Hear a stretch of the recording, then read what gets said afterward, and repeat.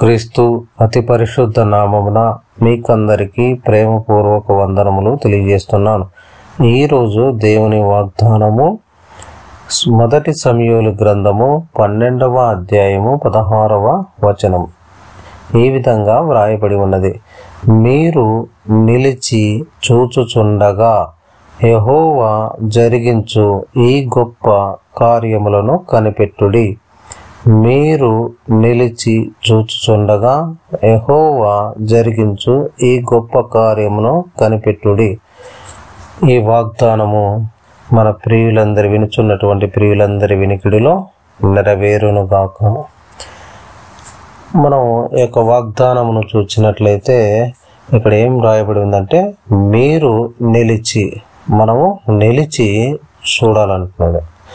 నిలిచి చూచుచుండగా యెహోవా జరిగించు, యెహోవా దేవుడు జరిగించేటువంటి గొప్ప కార్యము, అది ఒక గొప్ప కార్యాన్ని జరిగించబోతున్నాడు. ఆ గొప్ప కార్యాన్ని మనము కనిపెట్టుకుని ఉండాలి. ఇక్కడ మన జీవితంలో ఇంతవరకు ఎటువంటి కార్యము జరగలేదు. మనం ఎన్నో ప్రార్థనలు, ఎన్నో విధాలుగా మనము దేవుని అంటి పెట్టుకుని సహవాసం చేస్తున్నా కూడా మన జీవితాల్లో ఎటువంటి కార్యము జరగలేదని మనము వాపోతున్నామా?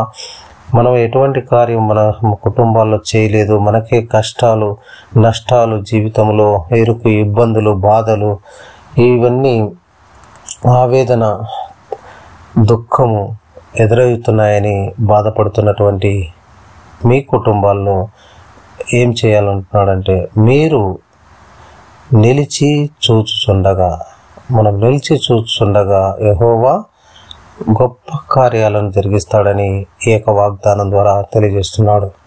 కాబట్టి మనం నిలిచి చూసేవారుగా ఉండాలి. ఆయన చేసేటువంటి గొప్ప కార్యాలు మన జీవితంలో, మనం చేస్తున్నటువంటి పనుల్లో, మన యొక్క కుటుంబాల్లో, మన యొక్క సంఘాల్లో ఆయన చేస్తున్నటువంటి గొప్ప కార్యాలను మనము నిలిచి చూచేవారిగా ఉండాలి.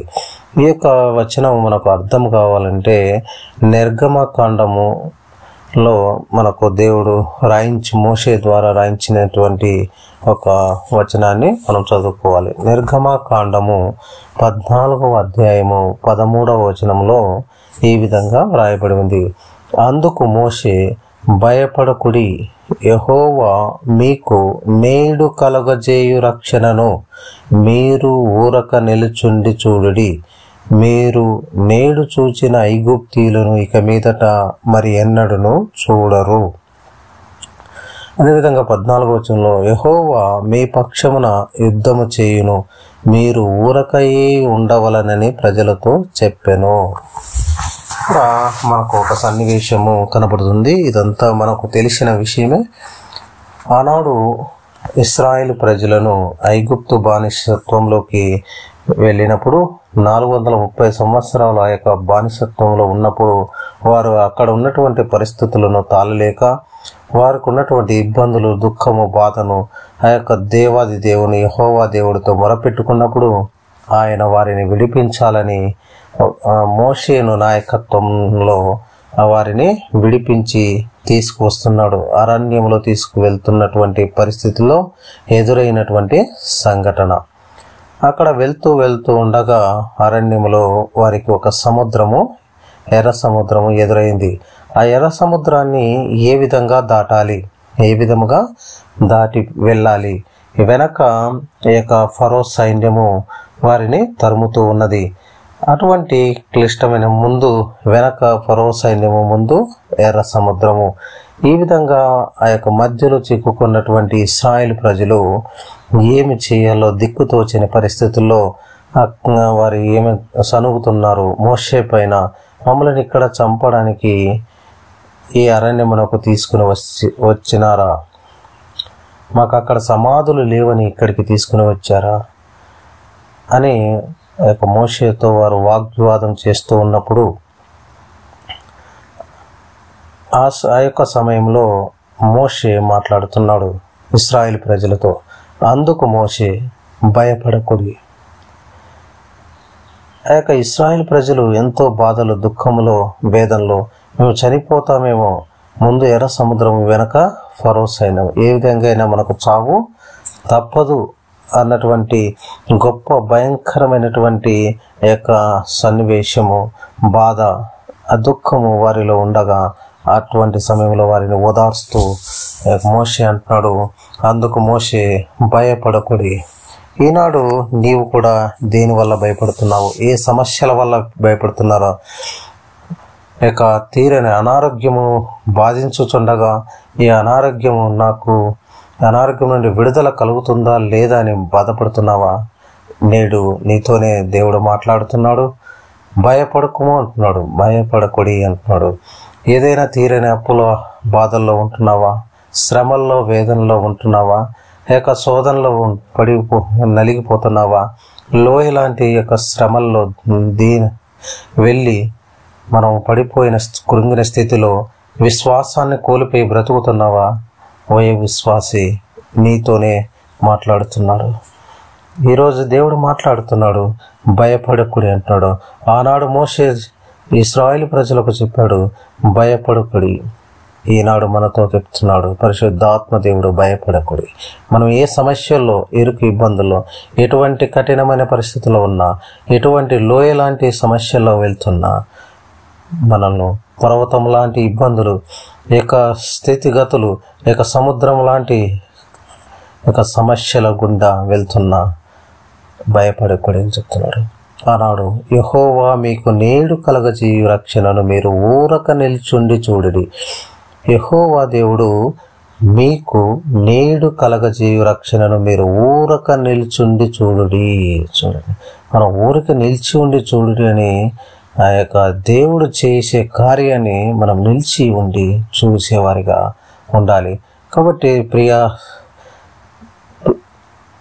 దేవుని కుమారుడా, కుమార్తె, మన యొక్క విషయములలో, మన యొక్క వ్యక్తిగత విషయంలో, మన కుటుంబ విషయాల్లో ఏ విధమైనటువంటి ఇబ్బందులు ఉన్నాయి, ఏ విధమైనటువంటి సమస్యలు ఉన్నాయి, ఆ సమస్యల సుడిగుండము నుండి దేవుడు అద్భుత కార్యం చేసి ఆ రక్షణను మనకు కలగజేసేవాడుగా ఉన్నాడు, విడుదలను కలగజేసేవాడుగా ఉన్నాడు, ఆ యొక్క ఆనందాన్ని మనకు ఇచ్చేవాడుగా ఉన్నాడు, ఉల్లాస వస్త్రమును మనం ధరింపజేసేవాడుగా ఉన్నాడు. కాబట్టి మనం ఏం చేయాలంట?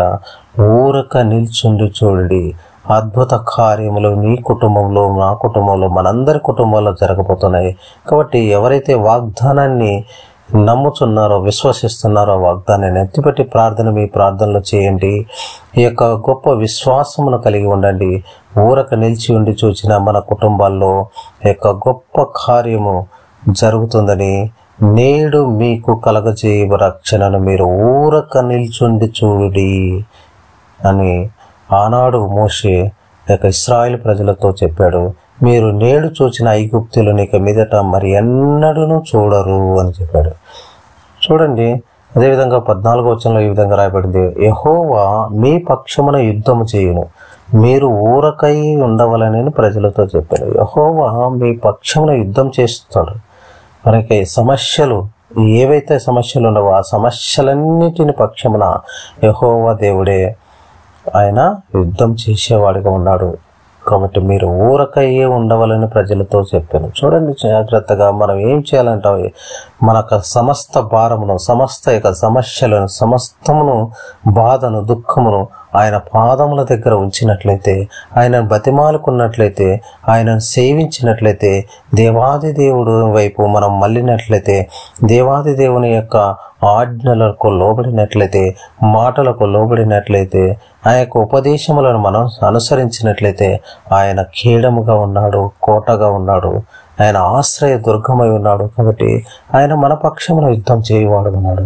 మనల్ని ఆ యొక్క సమస్యల సుడిగుండం నుండి విమోచించేవాడు ఆయన తప్ప మరి ఎవరునూ లేరు అని నమ్మిన ఎడల మనం ఈ వాగ్దానాన్ని ఎత్తిపెట్టి ప్రార్థన చేస్తే మన కుటుంబాల్లో కూడా గొప్ప కార్యాలు జరుగుతాయి. ప్రియులరా, ఆనాడు ఎర్ర సముద్రం అనేటువంటి సమస్యను, ఆ యొక్క ఫరో సైన్యం అనేటువంటి సమస్యను వారు ఆ యొక్క సమస్య నుండి యెహోవా దేవుడు వారిని ఆ యొక్క ఎర్ర సముద్రమును పాయలుగా చీల్చి, 2 పాయలుగా చీల్చి, ఆరిన నేల మీద నడిపించి ఆ యొక్క దరికి చేర్చినట్లుగా చూస్తున్నాం.